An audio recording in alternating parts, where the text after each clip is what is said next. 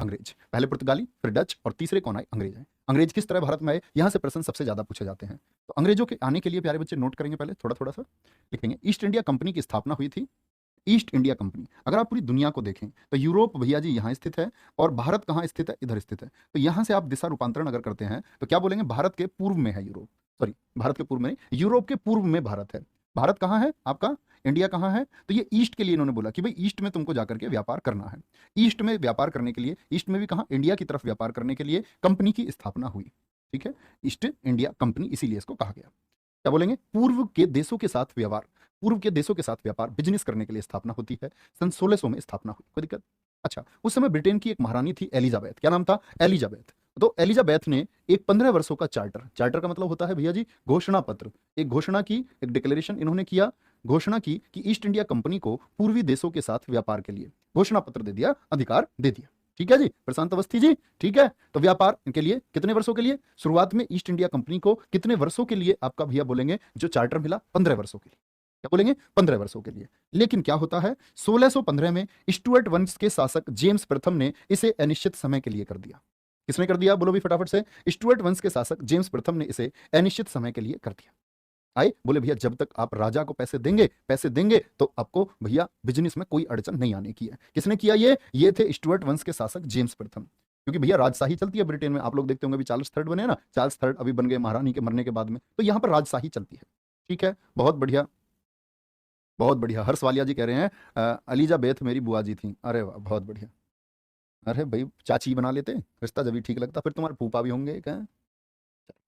कोई दिक्कत? इस वाली स्लाइड में आपको कुछ भी नोट करने की आवश्यकता नहीं है क्योंकि ये मैं आपको पढ़ा चुका हूं पहले, बस आप लोग समझे, रिवीजन होगा एक।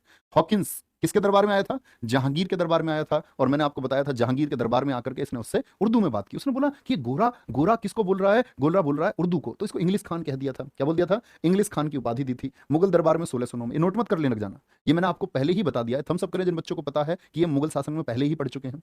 ठीक है जी साहब। तो इंग्लिश खान की उपाधि दी और 400 जात का मनसब इनको बना दिया। मनसबदारी प्रथा जो अकबर के समय थी वही जहांगीर के समय इसको सम्मान दिया गया। ठीक है। हॉकिंस 1611 में वापस चला गया। ये वापस क्यों चला गया? ये दरअसल में ईस्ट इंडिया कंपनी ने ही भेजा था, लेकिन वापस क्यों चला गया? क्योंकि दाल नहीं गल पाई और पुर्तगालियों की तरफ ज्यादा पक्ष था जहांगीर का। इन्होंने बोला पहले पुर्तगालियों का इंतजाम बांधो तब कुछ करेंगे। तो पुर्तगालियों के इस इंतजाम को बांधने के लिए 1611 में मिडल्टन को भेजा। इसने स्वाली के वार में किसको? पुर्तगालियों को हराया। पुर्तगालियों को हराया और पुर्तगालियों को हराने के बाद में तब जहांगीर को लगा अरे यार ये आदमी भी मजबूत है। मैं तो ऐसे ही समझ रहा था अब तक कि पुर्तगालियों में जान है।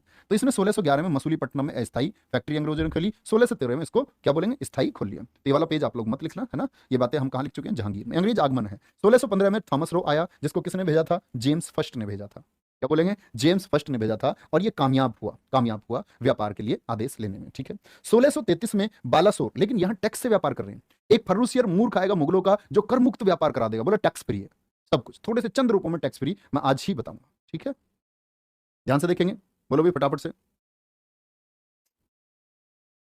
बोलो भी फटाफट से। 1633 में इन्होंने फैक्ट्री कहां खोली? बालासोर उड़ीसा में व्यापारिक कोठी खोली। ठीक है, बोलो भी फटाफट से।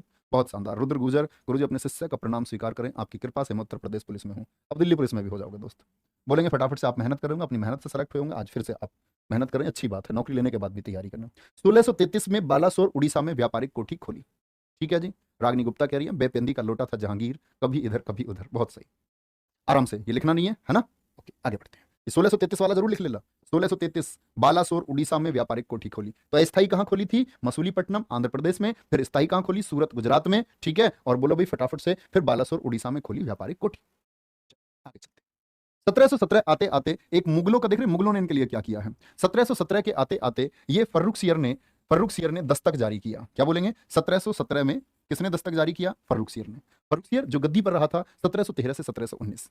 आप लोगों को याद है मैंने बोला अंग्रेज आए, इसके फोड़े का इलाज उन्होंने किया। क्या ये बात जानते हैं? बिल्कुल जानते होंगे। ठीक है, चलो भाई ध्यान से आगे आएंगे। दस्तक जारी किया, क्या बोलेंगे? इसके समय पर एक शिष्टमंडल आया था जिसके अध्यक्ष थे जॉन सैरमन, डॉक्टर हैमिल्टन जिसने इलाज किया था फर्रुखसियर का। ये बातें भी मैं आपको बता चुका। यहां दस्तक के बारे में आप चीजें नोट करेंगे। देखो यहां पर एक शब्द लिखा हुआ है दस्तक। दस्तक का क्या अर्थ होता है? दस्तक का मतलब होता है कर मुक्त व्यापार के लिए आदेश। कर मुक्त व्यापार के लिए आदेश, टैक्स फ्री, क्या बोलोगे? टैक्स फ्री कर दिया गया एकदम। कर मुक्त व्यापार के जो आदेश होते थे कि भैया इनसे कोई टैक्स नहीं लिया जाएगा।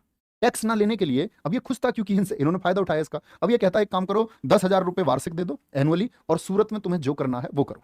क्या बोलोगे? बोलेंगे भाई फटाफट से, बहुत बढ़िया, बहुत सही। जगमोहन राणा जी कह रहे हम उड़ीसा से हैं, बहुत गजब। तो 10,000 वार्षिक में सूरत के सभी टैक्स इसने माफ कर दिए, ठीक है। और 3,000 रुपए वार्षिक में क्या किया? बंगाल, बिहार, उड़ीसा, ये अंग्रेजों को दे दिया, यानी जो मुगल क्षेत्र थे। बोला आप यहां पर कोई भी व्यापार कर सकते हैं, आपसे कोई अतिरिक्त पैसा या कोई और टैक्स नहीं लिया जाएगा, ठीक है। सर जी पहले आपने थॉमस बताया था, अब टॉमस बताया। पारुल बच्चा एक ही नाम है, थॉमस बोलो या टॉमस बोलो। ये जे थॉमसन के जैसा है, जिसको आप ईंट पर नाच से याद करते हो। ईंट पर टी से क्या बनता है? थॉमसन कैसे बन जाता है? तो THOMSO है, तो टी बोलो या फिर थे बोलो, एक ही बात है। थॉमस और टॉमस एक ही बात है बच्चे, ठीक है। तो अंग्रेजों को भैया यहां लिखते हैं, बहुत बार परीक्षा में पूछा गया है, प्लासी और बक्सर के युद्ध का कारण क्या था? तो दस्तक की ही वजह से अंग्रेजों की इतनी जरूरत बढ़ गई थी बंगाल, बिहार और उड़ीसा में। ये किस चीज के लिए एकदम से तड़प उठे थे कि इस बंगाल को हम अपने नेतृत्व में करेंगे। इसी के लिए इन्होंने, इसी दस्तक की वजह से इनकी शक्तियां जो बढ़ी, इसी वजह से इन्होंने क्या किया? आपका प्लासी की लड़ाई की 1757 में और बक्सर की लड़ाई की 1764 में, ठीक है। सबसे अच्छी बात है मेरी उंगली चटक गई है, ये कई महीनों से नहीं चटक रही थी उंगली। ये ऐसा ठुका हुआ हाथ है इधर से, बड़ी खुशी की बात है ये भी। ठीक है, बोलेंगे कोई दिक्कत? अच्छा, यहां याद रख लेना प्यारे बच्चे, छोटे फैक्ट है। अंग्रेजों के आगमन के साथ में डेनिस भारत में कब आए थे? 1616 में आए, ठीक है। पहली फैक्ट्री इन्होंने अपनी 1620 में खोली, ट्रैंकोबार में। फ्रांसीसी 1668 में आए, कब आए? 1668 में आए। और पहली फैक्ट्री क्या बोलेंगे? फ्रैंकोइस खोलो कैरो ने स्थापित की। कौन व्यक्ति है? फ्रैंकोइस कैरो ने स्थापित की। अच्छा जी, लेकिन प्यारे बच्चे ये भारत आए हैं 1668 में। अगर इनसे पूछे ना इनकी कंपनी कब बनी थी, फ्रांसीसी कंपनी के बारे में क्वेश्चन पूछा जाता है 1664। डेनिस की कोई आवश्यकता आपको नहीं है। तो क्या बोलेंगे? फ्रांसीसी कंपनी की स्थापना कब हुई थी? 1664 में हुई थी। कोई दिक्कत, कोई परेशानी? बहुत बढ़िया अर्पित कुमार जी, आप भी बहुत अच्छा पढ़ते हैं, ठीक है। बोलेंगे कोई दिक्कत?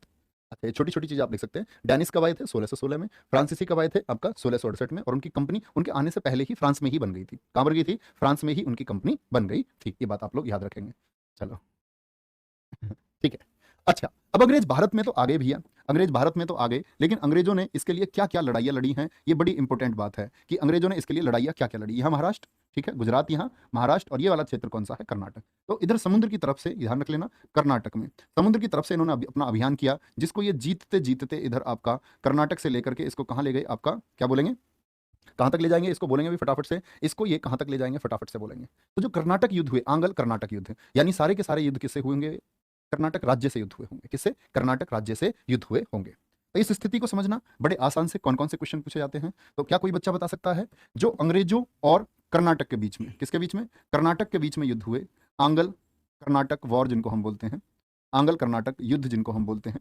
तो दरअसल में आंगल भी नहीं बोल सकते हम इनको, आंगल भी मत लिखना, क्योंकि इसमें बहुत सारे लोग एक्टिव रहेंगे, फ्रांसीसी भी इसमें एक्टिव रहेंगे, ठीक है। ये दरअसल में कर्नाटक युद्ध हुए मुख्य रूप से उत्तराधिकार के लिए, क्योंकि भारत में फ्रांसीसी भी है और भारत में अंग्रेज भी है। तो ये किसके बीच की लड़ाई है? फ्रांसीसी और अंग्रेजों के बीच की लड़ाई है। किसके बीच की लड़ाई है? कर्नाटक युद्ध, समझ जाएंगे आप।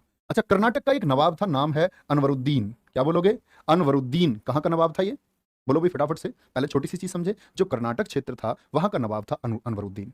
अच्छा, अंग्रेज इस समय थे या नहीं थे? बिल्कुल। अंग्रेजों का जो हेडक्वार्टर था, जो मुख्यालय था, वो था मद्रास, चेन्नई, ठीक है जी। और अंग्रेजों का जो गवर्नर था यहां मद्रास में, इसका नाम था मोर्स। क्या नाम था? मोर्स इसका नाम था, ठीक है। या बोलेंगे ये किसकी तरफ से थे? अंग्रेज ईस्ट इंडिया कंपनी की तरफ से थे। और ईस्ट इंडिया कंपनी एक कैसी कंपनी थी? ये आपका क्या बोलेंगे? ईस्ट इंडिया कंपनी एक प्राइवेट कंपनी थी। कैसी कंपनी थी? एक प्राइवेट कंपनी थी। अच्छा, ठीक है। एक दूसरा पक्ष कौन सा है हमारा इस इन युद्धों का? वो है फ्रांसीसी, जिसका हेडक्वार्टर था आपका पांडिचेरी में। कहां था? पांडिचेरी में। और ये कैसी कंपनी थी? ये एक गवर्नमेंट कंपनी थी। कैसी? एक गवर्नमेंट कंपनी ये थी। कोई दिक्कत इस बात में भैया?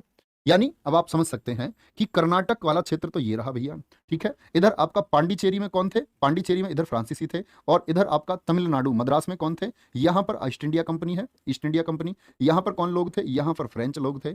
और इधर कौन था? कर्नाटक में नवाब था अनवरुद्दीन। क्या? अनवरुद्दीन। सभी लोग अपना बिजनेस कर रहे हैं या नहीं कर रहे? यस, बड़े प्यार से बिजनेस चल रहा है। लेकिन ध्यान से देख लेना, ये जो मद्रास और पांडिचेरी थे, ये व्यापार के लिए ही तो मिले हुए थे इनको, लेकिन वास्तव में ये जो आते थे किसके प्रभाव क्षेत्र में आते थे? ये प्रभाव क्षेत्र में आते थे अनवरुद्दीन के, यानी कि कर्नाटक के अधीन थे। कौन कौन? पांडिचेरी भी और मद्रास भी। यानी कि ये जहां पर अपना बिजनेस कर रहे थे, ये दरअसल में क्षेत्र किसके अधीन था? ये कर्नाटक के नवाब के अधीन थे। कोई दिक्कत इस बात में? बोलेंगे भाई फटाफट से, आगे चलेंगे। आंगल का क्या मतलब होता? आंगल का मतलब होता प्यारे बच्चे अंग्रेज, ठीक है। चलो आगे देखेंगे ध्यान से।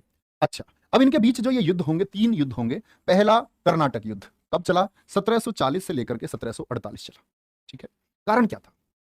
देखो, जो पहले ये पूरी दुनिया थी, पूरी दुनिया में क्या सिर्फ